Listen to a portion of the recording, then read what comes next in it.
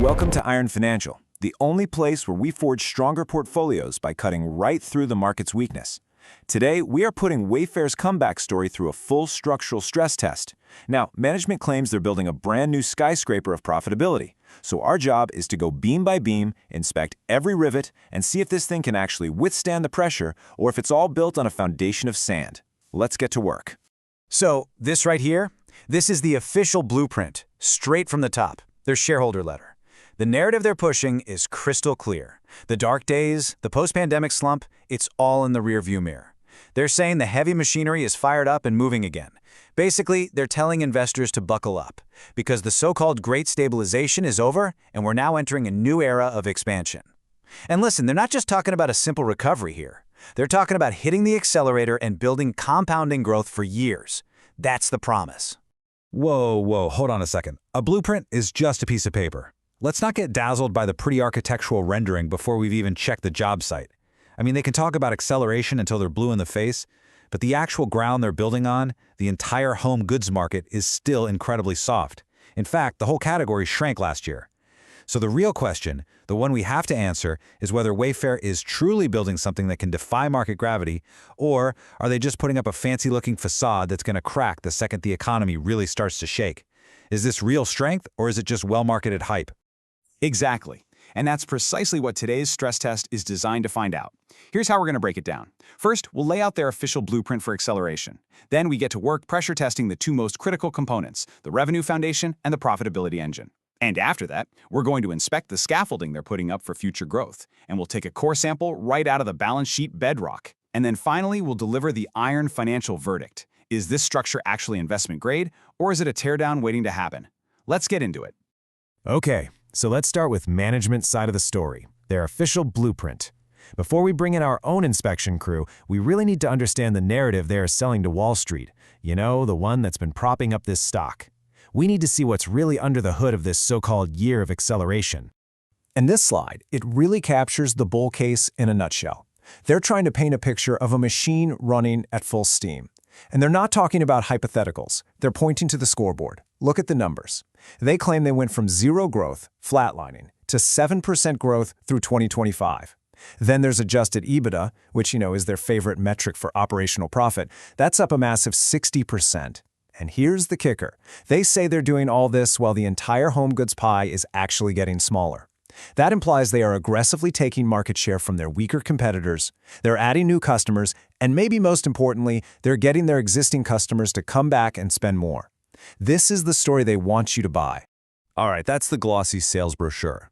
Now, the real stress test begins. You know, every solid structure, every skyscraper, needs a wide, solid, deep foundation.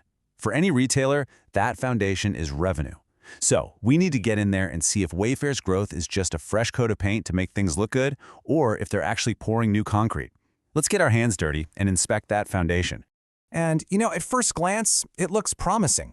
I mean, you really can't argue with this chart.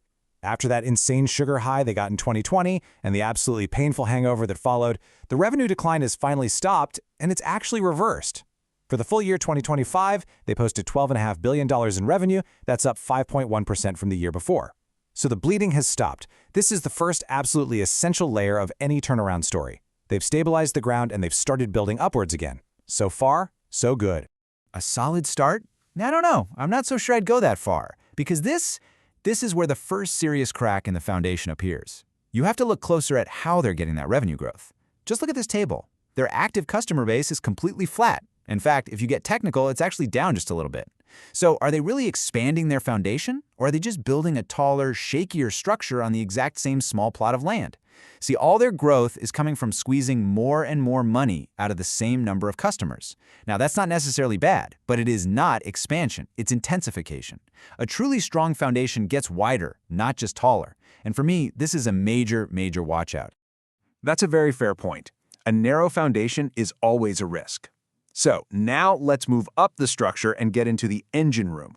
Because look, revenue is just potential energy. It's completely useless if a company can't convert it into kinetic energy. I'm talking about actual spendable profit. A business that grows its top line but just bleeds cash isn't a business at all. It's a bonfire for investor money. So let's see if Wayfair's profitability engine is a high-efficiency machine or if it's some leaky, gas-guzzling relic from another era. And what do you know? Right away, we run into the central conflict of the entire Wayfair story. As soon as you open the door to the engine room, you find two completely different gauges giving you polar opposite readings. On one side, you have the number that management really wants you to focus on, adjusted EBITDA. But on the other side, you have the number the accountants require them to report. That's GAAP net loss. One tells a story of roaring success. The other tells a story of continued failure. And to understand Wayfair, you absolutely have to understand both sides of this coin. Let's start with management's preferred view. And you have to admit, this is a powerful number. $743 million in adjusted EBITDA for the year. And that is up a staggering 60% from the year before. This, they will argue, is the true, unvarnished measure of the core business's health.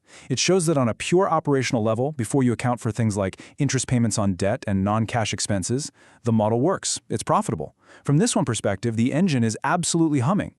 Humming? Are you kidding me? That engine is spewing black smoke. Forget the adjusted fantasy numbers for just 1 second and look at cold, hard reality. The reality is, after you pay all the real bills, and that includes the interest on their massive pile of debt, this company lost $313 million last year. Period. You can talk about operational efficiency all day long, but an efficient engine that leaves you with a $313 million hole in your pocket is not an engine I want to own any part of. This isn't just some small nuance, it's a gaping chasm between the story they're telling and the actual cash reality. Okay, so let's put this in perspective so everyone is on the same page. Here's the key difference. Management uses adjusted EBITDA to say, look, ignore the noise. The underlying health of our business, the simple act of buying and selling furniture online, it's strong and it's getting stronger. But critics, on the other hand, use the GAAP net loss to say, that's great, but the overall corporate structure, with all of its debt and other expenses, is still fundamentally deeply unprofitable. So you as an investor have to decide if you believe their operational strength is powerful enough to eventually overcome their financial weakness. That is the entire debate right there. Okay, so what we've established is that the core structure has a worryingly narrow foundation and, let's call it a controversial engine. So now let's look at their plans for expansion. You know, every construction project uses scaffolding to build higher, but that scaffolding, it costs a ton of money, it adds a lot of complexity, and if it's not engineered just right, it can bring the whole project crashing down. So let's go inspect the scaffolding that Wayfair is putting up right now. And their plan is definitely ambitious. It's a three-pronged approach. First, they say they're doubling down on their core recipe. Just a massive selection, competitive pricing, and super fast delivery. Simple enough. Second, they're bolting on brand new initiatives, most notably these new physical retail stores and a paid loyalty program. And third, they're leaning really heavily into technology and AI, hoping to build a competitive moat with things like a digital interior designer. You have to admit, on paper, it looks like a comprehensive plan. So let's focus on the biggest piece of scaffolding here, the physical stores. The bull case for this is their big store in the Chicago area, which they claim has driven over 10% growth in the entire state of Illinois since it opened. And now they're trying to replicate that success in places like Atlanta, Columbus, and Denver. Right, but these aren't little pop-up shops. We're talking about massive 150,000 square foot big box stores. That requires a colossal amount of capital, both to build them and to operate them. This is a very high cost, very high risk bet that they can somehow translate a digital advantage into the brutal low margin world of brick and mortar retail. It is a huge, huge gamble. And then there's this loyalty program. Now, the company says it's great because it reduces their ad spend, but this is not free money we're talking about. As the CEO himself admits in this very quote, the program is a direct headwind to gross margin. Think about it. They give members 5% back in rewards and free shipping on everything. That money has to come from somewhere, and it comes directly out of their profit. So is it a net positive? Are the savings they get on advertising actually greater than the direct hit to their margins? To me, it's just another expensive piece of scaffolding, and it's not at all clear if it's strengthening the core structure or just weighing the whole thing down. All right, we've inspected the foundation, we've had a look at the engine, and we've climbed all over the scaffolding. Now it's time to drill down to the bedrock itself, the balance sheet. Because no matter how brilliant the strategy is, if the bedrock underneath is fractured, the entire structure is at risk of collapse. Let's analyze the financial ground that Wayfair is actually built on. This slide gives you a really clear, simple snapshot of their capital structure. On the one hand, you see they have a healthy pile of cash, $1.5 billion. That's their cushion. That's their shock absorber. It gives them breathing room to fund their operations and all that expensive scaffolding we were just talking about. But That giant red slice of the pie is just impossible to ignore. A massive $3.2 billion in long-term debt. That's more than double their entire cash position. It's a huge number. And this right here perfectly illustrates the balance sheet tug-of-war that's going on inside this company. The bulls will point to the positive signs. And to be fair, they have shown incredible discipline, reducing their net leverage from 4 times down to under 2.5 times in just a single year. That's a clear sign of strong financial management. But the bears are just going to stare at that absolute number and see immense risk. I mean, $3.2 billion is an incredibly heavy weight to carry, especially for a company that is still losing money on a GAAP basis. That debt requires huge interest payments every single quarter, which is a constant drag on that profitability engine we talked about. This is without a doubt the biggest fault line in the entire bedrock. Okay, the inspection is complete. We have examined the blueprint, we've stress-tested the foundation and the engine, we've climbed the scaffolding, and we've drilled right into the bedrock. So, it is time to deliver the final report. Time for the iron financial verdict. So let's just walk through this final report card, piece by piece. On revenue, the solid steal here is that they are gaining market share and they're getting customers to spend more money. But the crack is that their customer base simply isn't growing. At all. Okay, on profitability, that soaring adjusted EBITDA is the big steel beam holding up the entire bull case. But those persistent GAAP net losses are a deep structural crack that you just can't paper over. And their strategy, yeah, it has new growth levers, but the execution risk and the pressure it puts on margins are significant weaknesses. And finally, on the balance sheet, you have to admit their strong liquidity and their improving leverage are definite strengths. But that huge absolute debt number, that remains the single most dangerous weakness of all. So what's our final verdict? Wayfair is not a completed investment-grade fortress. Far from it. What it is a high-risk, high-reward construction project that is still mid-build. There are very clear signs of a solid turnaround in progress. The operational improvements are real. You can literally see the steel beams of soaring adjusted EBITDA and market share gains being put into place. But you can also clearly see the deep cracks, the GAAP losses, the enormous debt load, and the incredibly risky growth strategies.